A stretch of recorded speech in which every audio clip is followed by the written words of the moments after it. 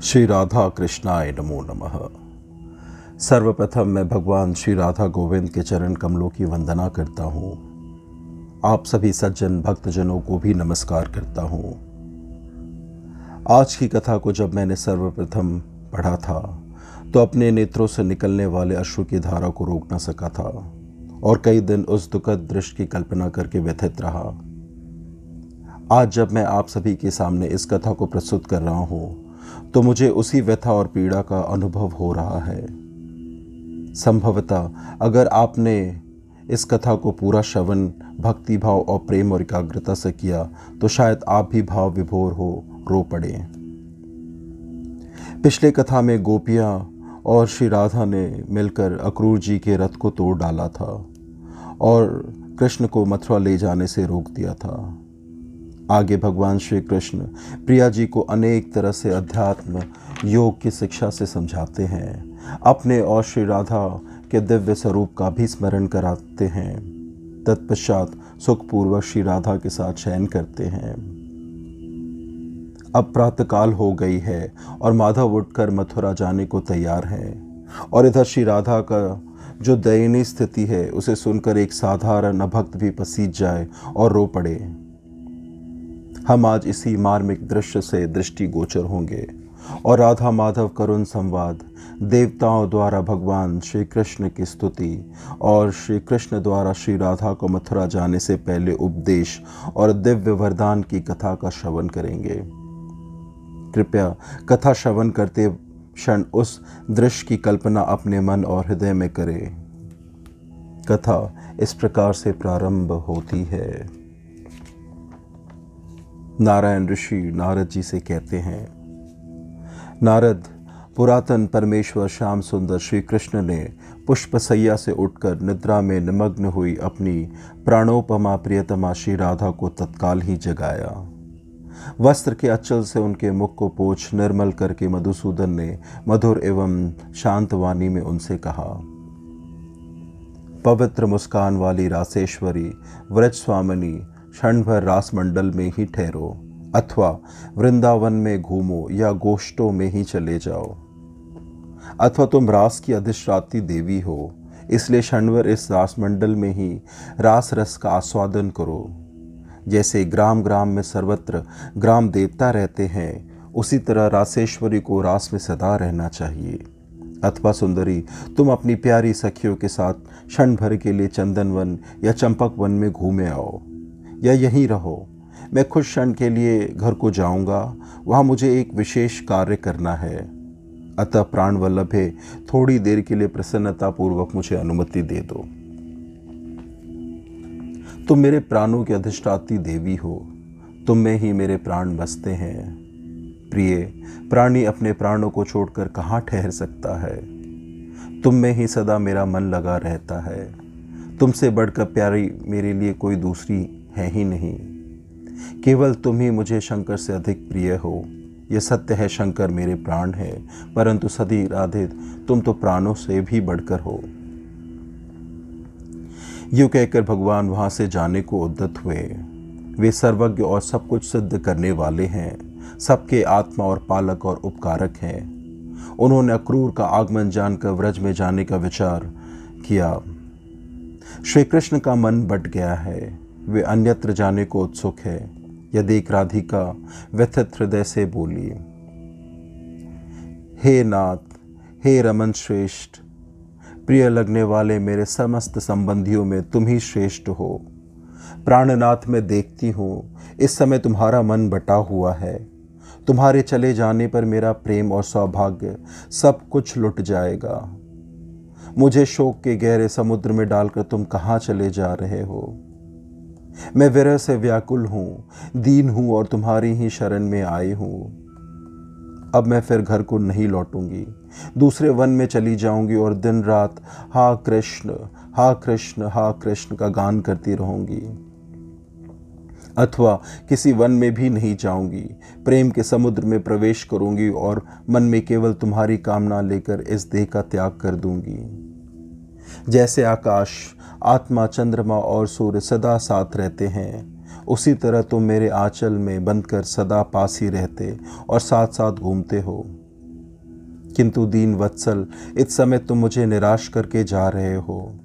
मुझ दीन एवं शरणागत अबला को त्याग देना तुम्हारे लिए कदापि उचित नहीं है। ब्रह्मा, विष्णु तथा शिव आदि देवता जिनके चरण कमलों का ध्यान करते हैं, वे परमात्मा तुम हो।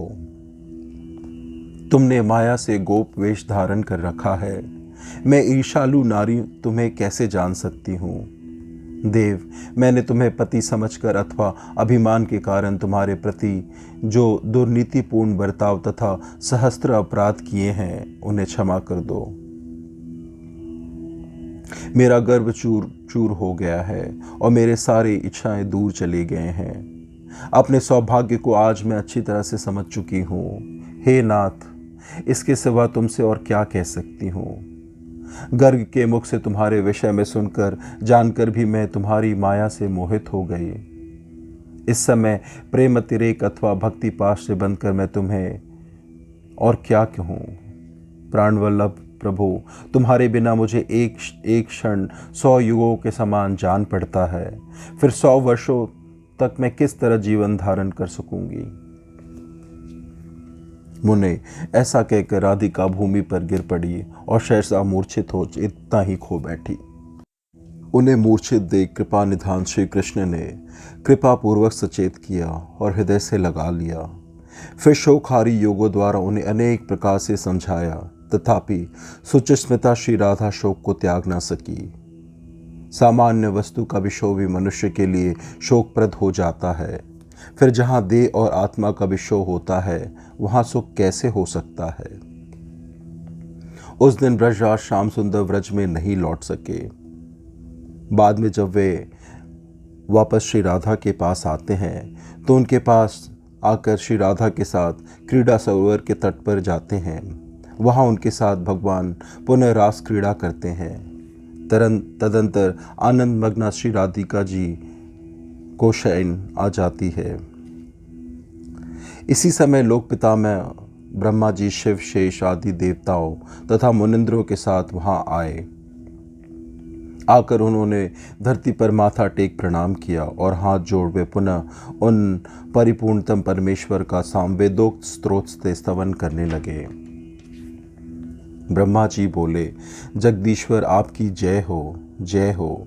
आपके चरणों की भी सभी वंदना करते हैं। आप निर्गुण, निराकार और स्वेच्छामय हैं। सदा भक्तों पर अनुग्रह करने के लिए ही दिव्य विग्रह धारण करते हैं और वह श्री विग्रह नित्य है। माया से गोप वेश धारण करने वाले मायापते, आपकी वेशभूषा तथा शील स्वभाव सभी सुंदर एवं मनोहर है। आप शांत तथा सबके प्राण वल्लभ है। स्वभावत इंद्रिय संयम और मनोविग्रह से संपन्न है।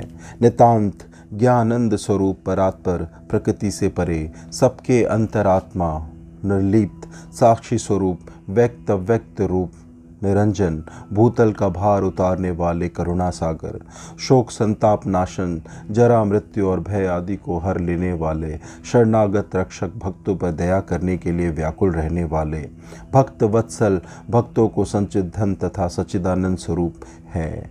आपको नमस्कार है। सबके अधिष्ठाता देवता तथा प्रीति प्रदान करने वाले प्रभु को सादर नमस्कार है। इस तरह बारंबार कहते हुए ब्रह्मा जी प्रेमवश मूर्छित हो गए। बाद में जगत विधाता ब्रह्मा जी सचेत हो धीरे धीरे उठे और पुनः भक्ति भाव से बोले, देव देवेश्वर उठिए। परमानंद कारण, सानंद, नित्यानंदमय, नंद नंदन आपको नमस्कार है। नाथ, नंद भवन में पधारिए और वृंदावन को छोड़िए। 100 वर्षों के लिए जो सुदाम का शाप प्राप्त हुआ है उसको स्मरण कीजिए। भक्त के शाप को सफल बनाने के लिए प्रिया जी को उतने समय के लिए त्याग दीजिए। फिर इन्हें पाकर आप गोलोक में पधारिएगा। देव, आप पिता के घर जाकर वहां आए हुए अक्रूर जी से मिलिए। वे आपके पितृत्व मान्य अतिथि हैं तथा धन्यवाद के योग सर्वसमर्थ वैष्णव हैं। भगवान, आप उनके साथ मधुपुरी की यात्रा कीजिए।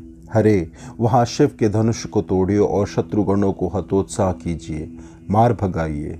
दुरात्मा कंस का वध कीजिए और पिता माता को सांत्वना दीजिए। द्वारकापुरी का निर्माण कीजिए, भूतल का भार उतारिए। भगवान शंकर की वाराणसीपुरी को दग्ध कीजिए और इंद्र के भवन पर भी धावा बोलिए। युद्ध में शिव जी को जिम्भास्त्र से जिम्बित करके बाणासुर की भुजाओं को काटिए। नाथ, इससे पहले आपको रुक्मणी का हरण, नरकासुर वध तथा 16,000 राजकुमारियों का पानी ग्रहण करना है। ब्रजेश्वर, अब इन प्राण तुल्य प्रियतमा को छोड़िए और ब्रज में चलिए। उठिए उठिए, आपका कल्याण हो। जब तक राधा को नींद नहीं टूटती तभी तक चल दीजिए। इतना कहकर ब्रह्मा जी इंद्र आदि देवताओं के साथ ब्रह्मलोक को चले गए। साथ ही शेषनाग तथा शंकर जी भी अपने स्थान को पधारे। देवताओं ने श्री कृष्ण के ऊपर प्रेम और भक्ति से पुष्प और चंदन की वर्षा की। फिर आकाशवाणी हुई, प्रभु, कंस वध के योग्य है, अतः उसका वध कीजिए। अपने माता पिता को बंधन से छुड़ाइए और पृथ्वी के भार का निवारण कीजिए। नारद इस प्रकार आकाशवाणी सुनकर भूत भावन भगवान श्री कृष्ण भगवती राधा को छोड़कर धीरे धीरे वहां से उठे। बारंबार पीछे की ओर देखते हुए श्री हरि कुछ दूर तक गए। फिर चंदन वन में वास स्थान के पास ही थोड़ी देर के लिए ठहर गए।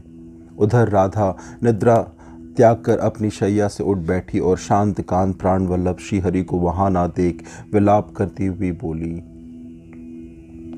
हा नाथ, हा रमन श्रेष्ठ, हा प्राणेश्वर, हा प्राण वल्लभ, हे प्राण चोर प्रियतम, तुम कहाँ चले गए?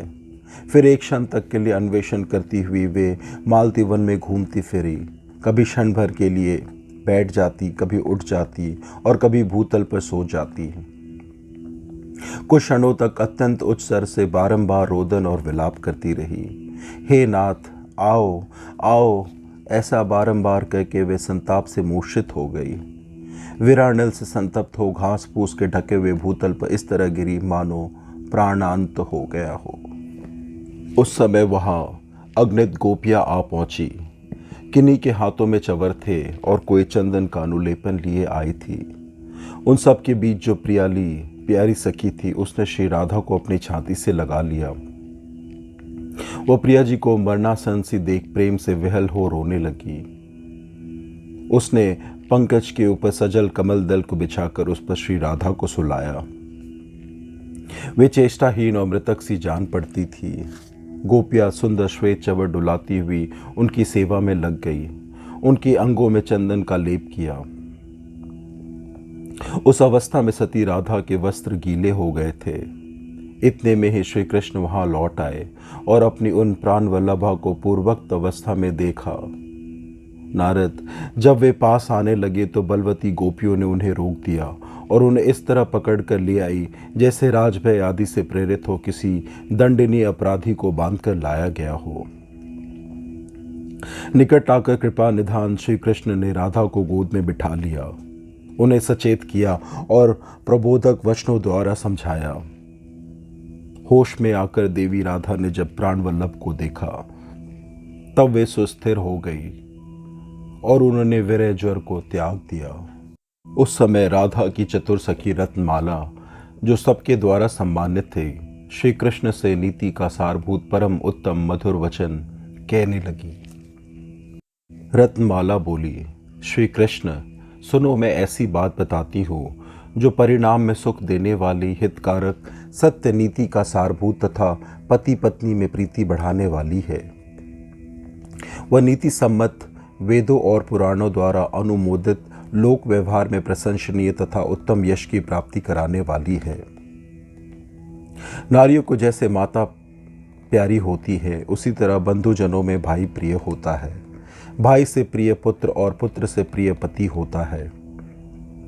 साध्वी स्त्रियों के लिए सत्पुरुषों द्वारा समादृत स्वामी 100 पुत्रों से भी अधिक प्रिय होता है। रसिका और चतुरा स्त्रियों के लिए पति से बढ़कर दूसरा कोई नहीं है। इस मिथ्या संसार में पति पत्नी की परस्पर प्रीति, समता तथा प्रेम सौभाग्य परम अभिष्ट है।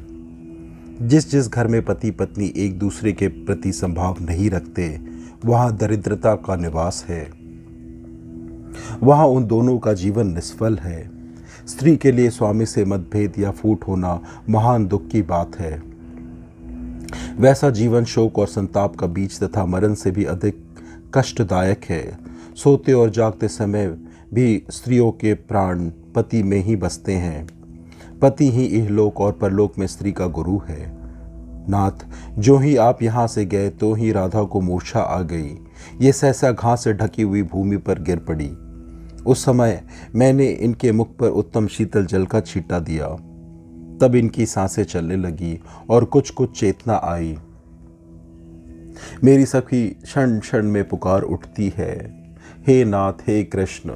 फिर दूसरे ही क्षण संतप्त हो रोने लगती है और तत्काल मूर्छित हो जाती है। राधिका का शरीर विरह अग्नि से संतप्त हो तपाई हुई लोहे के छड़ी के समान अग्नितुल्य हो गया था। इसे छुआ नहीं जाता था। राधा के लिए सोने और जागने में, दिन और रात में, घर और वन में, जल थल और आकाश में तथा चंद्रोदय सूर्योदय में कोई भेद नहीं रह गया है। इनकी आकृति मृतक तुल्य एवं जड़वत हो गई है। ये एक ही स्थान पर रहकर सदा संपूर्ण जगत को विष्णुमय देखती है। चिकने पंकज पर कमलों के सज्जल पत्र बिछाकर जो सैया तैयार की गई है, उस पर ये आपके लिए विरह तुर होकर सोई थी। प्यारी सखिया निरंतर श्वेत चवर डुलाकर सेवा करने लगी। इनके अंग पर चंदन मिश्रित जल छिड़काया गया। इनके सारे वस्त्र गीले हो गए। तथापि राधा के अंगों का स्पर्श होने मात्र से वहां का सारा पंख सूख गया। स्निग्ध कमल दल तत्क्षण जल में जलकर भस्म हो गया। चंदन सूख गया। राधा का चंपक के समान कांतिमान सुनहरा वर्ण केश के रंग की भांति काला पड़ गया। सिंदूर के सिंदूर बिंदु तत्काल शाम हो गए। वेशभूषा, विलास, लीला एवं क्रीड़ा छूट गई। कमलाकांत कृष्ण, यदि आप शीघ्र लौटकर नहीं आएंगे तो आपके वियोग में मेरी सखी निश्चय ही अपने प्राणों का परित्याग कर देगी। अतः नीति विशारद श्री कृष्ण, आप मन ही मन विचार कर जो उचित हो वह करें, जिससे आपके प्रति अनुरक्त अबला की हत्या ना हो। रत्नमाला की यह बात सुनकर माधव हंस पड़े और हितकर सत्य, नीतिसार एवं परिणाम में सुखद वचन बोले। प्रिय रत्ने, यद्यपि मैं ईश्वर हूँ और मिलन में बाधा डालने वाले शाप का खंडन भी कर सकता हूँ, तथापि ऐसा करना मेरे लिए उचित नहीं है। मैं नियति के नियम को बदल नहीं सकता। समस्त ब्रह्मांडों में मैंने जो मर्यादा स्थापित की है, उसी का सहारा लेकर देवता, मुनि और मनुष्य कर्म करते हैं। फिर उसको मैं ही कैसे तोड़ दूं? सुंदरी, सुदाम के शाप से हम दोनों दंपति को परस्पर जो कुछ समय के लिए वियोग प्राप्त होने वाला है, वह यद्यपि हमें अभिष्ट नहीं है, तथापि होकर ही रहेगा। सुमध्य में मैं राधा को वर देता हूँ। उस वर के अनुसार जागृत अवस्था में ही इन्हें मुझसे वियोग का अनुभव होगा, परंतु स्वप्न में राधा को निरंतर मेरा आलिंगन प्राप्त होता रहेगा। मैंने प्रिया जी को अध्यात्म की बुद्धि प्रदान की है, इससे इनका शोक मिट जाएगा। रत्नमाले, तुम्हारा कल्याण हो। तुम राधा को समझाओ। अब मैं नंद भवन को जा रहा हूं। इस तरह से यह मार्मिक कथा संवाद यहीं समाप्त होती है। मुझे इसका ज्ञान नहीं है कि आप सब पूरी कथा श्रवण करने के बाद कैसा अनुभव कर रहे हैं, परंतु मेरे नेत्रों में अश्रु है और हृदय पर सैकड़ों पत्थरों का बोझ भी। श्री राधा कृष्णाय नमो नमः।